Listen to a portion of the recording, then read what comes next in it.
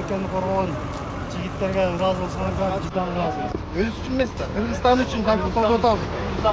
Ошону көп элдерге таратпаңыздар, көп таратып ушундай кылсындар. Көп деген эмелер бар да. Силер келди оштон бери келсеңер. Баткенден болуп аткан бирок аз да.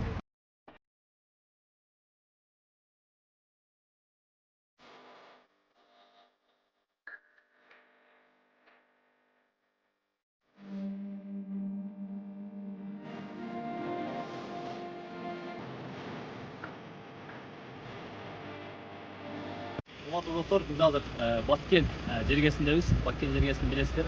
Мындан 2-3 жыл мурда аябай согуш болуп, аябай элдерибиз эвакуацияланып, бир канча бир машакаттар жаратылган.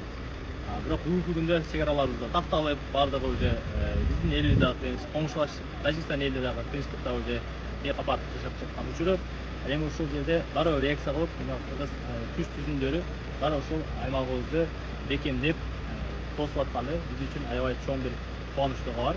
Албетте бул учурду биз колдоп кетели деген ниетте Баткен жергесине келип, азыр аскерлерге өзүбүздүн ченемиктерибиз менен бөлүшүп кеттик. Азаматтар, аскер кызматкерлери, күч түзүмдөрү биз сиздер менен муктусуздар.